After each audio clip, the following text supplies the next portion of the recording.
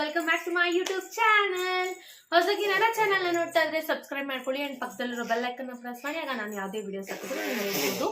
And ಇವತ್ತು ತುಂಬಾ useful ಆಗಿರುವಂಥ ವಿಡಿಯೋನ ನಿಮ್ಮ ಮುಂದೆ ತಂದಿದ್ದೀನಿ.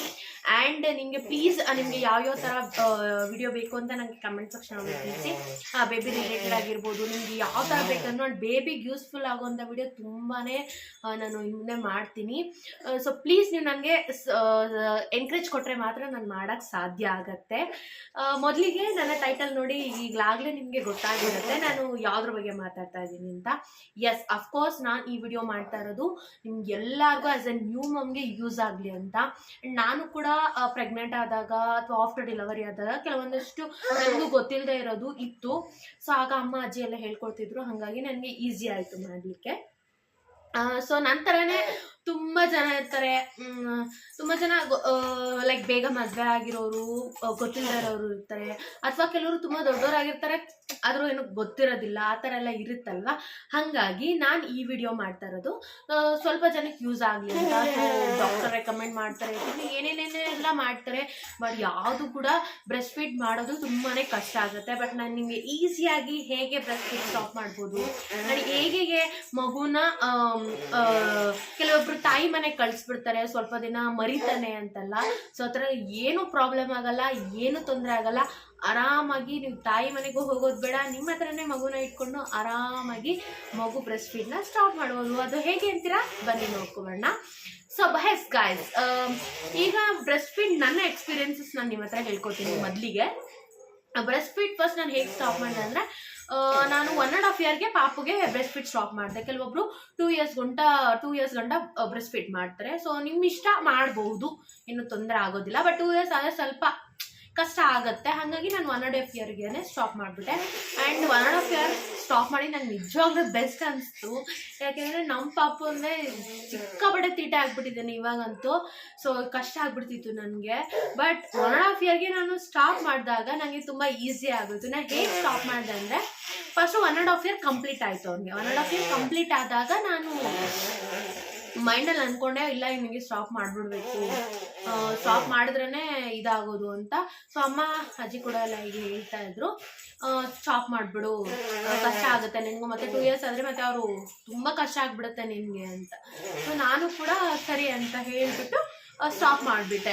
ಸೊ ಹಾಗೆ ನಾನು ಹೆಂಗೆ ಸ್ಟಾಪ್ ಮಾಡಿದ್ರೆ, ಫಸ್ಟ್ ಮೈಂಡಲ್ಲಿ ಅಂದ್ಕೊಂಡೆ, ನಾನು ಜಸ್ಟ್ 1 day 2 day ಮೈಂಡ್ ಹೆಂಗೆ ಸ್ಟಾಪ್ ಮಾಡೋದು ಅಂತೆಲ್ಲ ಏನೇನೋ ಹೋಮ್ ರೆಮಿಡೀಸ್ ಎಲ್ಲ ಹೇಳಿದ್ರು, ಅದನ್ನೆಲ್ಲ ಮಾಡಿದೆ. ಬಟ್ ಯಾವುದು ವರ್ಕೌಟ್ ಆಗಿಲ್ಲ, ಜಗ್ಲೇ ಇಲ್ಲ ಇನ್ನು.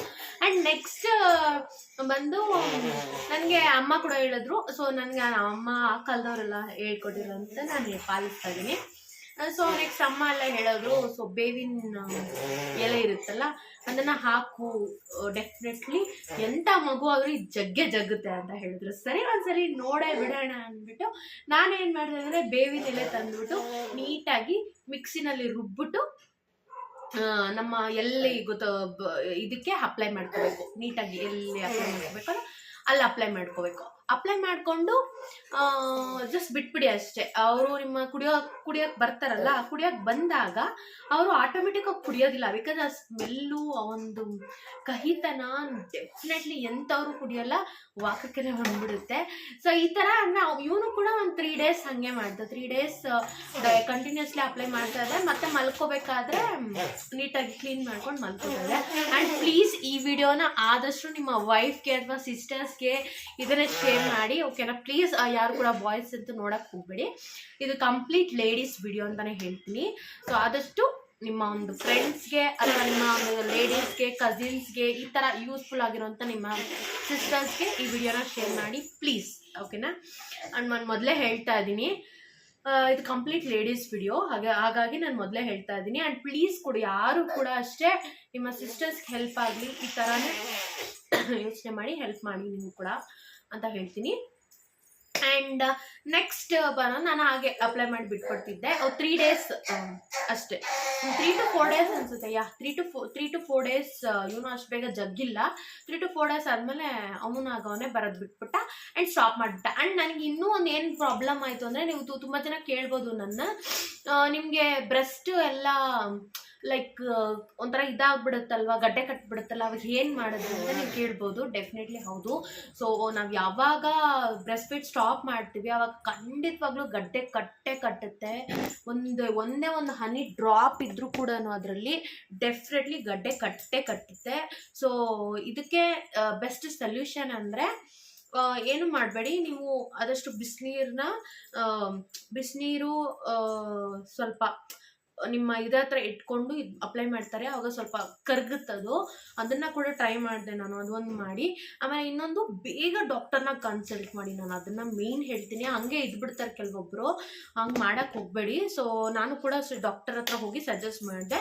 ಸೊ ಡಾಕ್ಟರ್ ಕೂಡ ನನಗೆ ಆ್ಯಕ್ಚುಲಿ ಬೈದ್ರು. ನಾನು 1 ಡೇ ಅಷ್ಟೇ ಆಗಿದ್ದು, ಬಟ್ ಆದರೂ ಬೈದಿಲ್ಲ, ಬೇಗ ಬಂದ್ಬಿಡ್ಬೇಕು, ನಿಮ್ಗೆ ಯಾವಾಗ ಗಡ್ಡೆ ಫೀಲ್ ಆಗ್ತಿದೆ ನಿಮ್ಗೆ ಅನಿಸ್ತಾ ಇರುತ್ತೆ, ಬೇಗ ಬನ್ನಿ ಅಂತ ಹೇಳಿದ್ರು. ಆವಾಗ ನಾನು ಇಂಜೆಕ್ಷನು ಟ್ಯಾಬ್ಲೆಟ್ಸ್ ಕೊಟ್ಟಿರೋದೆಲ್ಲ ಫಾಲೋ ಮಾಡ್ಕೊಂಡೆ. ಹಂಗಾಗಿ ನನಗೆ ಇನ್ನೂ ಒಂದು ಏನು ಪ್ರಾಬ್ಲಮ್ ಇತ್ತು ಅಂದರೆ, ಇಂಜೆಕ್ಷನ್ ತೊಗೊಂಡು ಟ್ಯಾಬ್ಲೆಟ್ ಎಲ್ಲ ತೊಗೊಂಡು ಆ್ಯಂಡ್ ಅದನ್ನು ನಾವು ಏನಂತಾರೆ ಅದನ್ನು ನೀಟಾಗಿ ಇಸ್ಕಿ ಬಿಸಾಕ್ಬೇಕಾಗತ್ತೆ. ಇನ್ನು ಹಾಗೆ ಇಟ್ಕೊಳಕ್ಕೆ ಹೋಗ್ಬೇಡಿ. ಸೊ ಇದು ಕೆಲವೊಬ್ರು ಕಷ್ಟ ಅಂತಾರೆಲ್ಲ ಮಾಡೋಕ್ಕೆ ಹೋಗ್ಬೇಡಿ. ಇದನ್ನು ಮೇಯ್ನು ನನಗನ್ಸಿದ್ದು, ನಾನು ಮಾಡಿದೆ, ಅದು ನಂಗೆ ಅದು ಮಾಡಿದ್ಮೇಲೆ ನಂಗೆ ಅದು ಕಂಪ್ಲೀಟಾಗಿ ಇದಾಗಿದ್ದು. ಹಾಗಾಗಿ ನಾನು ನಿಮ್ಗೆ ಪದೇ ಹೇಳ್ತಾ ಇದ್ದೀನಿ, ನೀವು ಹಾಗೆ ಬಿಡಕ್ಕೆ ಹೋದರೆ ನಾ ಇಂಜೆಕ್ಷನ್ ಟ್ಯಾಬ್ಲೆಟ್ ಎಲ್ಲ ಹಾಕ್ಸ್ಕೊಂಡಿದ್ದೀನಲ್ವ ಅದರಲ್ಲಿ ಹೋಗ್ಬಿಡುತ್ತೆ ಅಂತ ಅನ್ಕೋತಾರೆ. ಬಟ್ ಡೆಫಿನೆಟ್ಲಿ ಅದರಲ್ಲಿ ಹೋಗೋದಿಲ್ಲ. ಅದರಲ್ಲಿ ಇನ್ನೂ ಒಂದು ಸಮಸ್ಯೆಗಳು ಬರ್ತವೆ. ನನಗೆ ಏನಾಯಿತು ಅಂದರೆ, ಇದೆಲ್ಲ ಆಗಿ ಟ್ಯಾಬ್ಲೆಟ್ ತಿಂದು ಇಂಜೆಕ್ಷನ್ ಹಾಕ್ಸ್ಕೊಂಡು ಮತ್ತೆ ನಾನು ಊಟ ತಿಂದಿದ್ದೆಲ್ಲ ನನಗೆ ಜ್ವರ ಬಂದ್ಬಿಟ್ಟಿತ್ತು. ಲೈಕ್ ಏನೋ ಒಂಥರ ಜ್ವರ, ಕೈಕಾಲು ನೋವು, ಆ್ಯಂಡ್ ಇನ್ನೂ ನನಗೆ ಏನು ಸಮಸ್ಯೆ ಆಗ್ತಿತ್ತು ಅಂದರೆ, ಏನು ತಿಂದು ವಾಮಿಟ್ ಬಂದಂಗೆ ಆಗ್ತಿತ್ತು. ಸೊ ಈ ಥರ ನಂಗೆ ಫಸ್ಟ್ ಟೈಮ್ ಸೀರಿಯಸ್ಲಿ ಇದಾಗಿರೋದು. ಬ್ರೆಸ್ಟ್ ಫೀಡ್ ಸ್ಟಾಪ್ ಮಾಡಿದೆ ಇದೆಲ್ಲ ಆಗುತ್ತಾ ಅನಿಸ್ತಿತ್ತು ನನಗೆ. ಸೊ ಏನು ತಿಂದರೂ ವಾಮಿಟ್ ಆಗಿ, ನಾನ್ ವೆಜ್ ತಿಂದರೆ ವಾಮಿಟ್ ಆಗಿಬಿಡೋದು, ಏನೋ ಒಂಥರ ಸ್ಮೆಲ್ ನೋಡಿದ್ರೆ ನನಗೆ ಒಂಥರ ಆಗ್ಬಿಡ್ತಿತ್ತು. ಗೊತ್ತಿಲ್ಲ ಅದು ಯಾಕೆ ಅಂತ. ಬಟ್ ಡಾಕ್ಟರ್ ಕೂಡ ಅದೇ ಹೇಳಿದ್ರು, ಆದಷ್ಟು ಫಸ್ಟು ಯಾವತ್ತೂ ಡಾಕ್ಟರ್ನ ಕನ್ಸಲ್ಟ್ ಮಾಡಿ ಅಂತ. ಸೊ ಡಾಕ್ಟರ್ ಕೂಡ ಅದೇ ಹೇಳ್ತಾರೆ, ಯಾವತ್ತೂ ನಾವು ಅದನ್ನು ನೀಟಾಗಿ ಪ್ರೆಸ್ ಮಾಡಿ ಹೊರಗಡೆ ಹಾಕಬೇಕಾಗತ್ತೆ, ಹಾಗೆ ಎಲ್ಲ ಇಟ್ಕೊಳಕ್ಕೆ ಹೋಗ್ಬೇಡಿ. ಅದು ಇನ್ನೂ ಬೇರೆ ಕಾಯಿಲೆಗೆ ಇದಾಗ್ಬೋದು. ಸೊ ಇದಾಗ್ಲಿ. ಆ್ಯಂಡ್ ನನಗೆ ಗೊತ್ತಿರೋದು ಇಷ್ಟು ನಾನು ನಿಮಗೆ ಡೀಟೇಲಾಗಿ ಶೇರ್ ಮಾಡ್ತಾ ಇದ್ದೀನಿ. ಆ್ಯಂಡ್ ಇನ್ನೂ ಒಂದು ಬೇರೆ ಹೋಮ್ ರೆಮಿಡೀಸ್ ಎಲ್ಲ ಟ್ರೈ ಮಾಡ್ತಿರ್ತಾರೆ. ಡೆಫಿನೆಟ್ಲಿ ಅದನ್ನು ಕೂಡ ಟ್ರೈ ಮಾಡಿ. ಆ್ಯಂಡ್ ನಾನು ಹೇಳಿರೋದೇ ಫಾಲೋ ಮಾಡಬೇಕು ಅಂತಲೂ ಏನೂ ಇಲ್ಲ ಅಲ್ವಾ. ಸೊ ಡೆಫಿನೆಟ್ಲಿ ಸುಮ್ಮನಿರೋ, ಎಲ್ಲನೂ ಟ್ರೈ ಮಾಡಿ. ನಿಮಗೆ ಡೆಫಿನೆಟ್ಲಿ ಯಾವುದಾದ್ರೂ ಒಂದು ಯೂಸ್ಫುಲ್ ಆಗುತ್ತೆ ಅಂತ ಹೇಳ್ತೀನಿ. ಆ್ಯಂಡ್ ನಿಮಗೆ ಈ ವಿಡಿಯೋ ಇಷ್ಟ ಆಗಿದ್ರೆ like, share, subscribe and thank you. ಮತ್ತು ನಾನು ನೆಕ್ಸ್ಟ್ ವಿಡಿಯೋದಲ್ಲಿ ಸಿಗ್ತೀನಿ. Until then bye. ಆ್ಯಂಡ್ ನಿಮ್ಗೆ ಇನ್ನೂ ಇದ್ರ ಬಗ್ಗೆ, ವಿಡಿಯೋಸ್ ಬಗ್ಗೆ ಏನಾದರೂ ಡೌಟ್ಸ್ ಇದ್ದರೆ ಅಥವಾ ಏನಾದರೂ ಇದ್ದರೆ ನೀವು ನನಗೆ ಕಮೆಂಟ್ ಸೆಕ್ಷನಲ್ಲಿ ತಿಳಿಸಿ.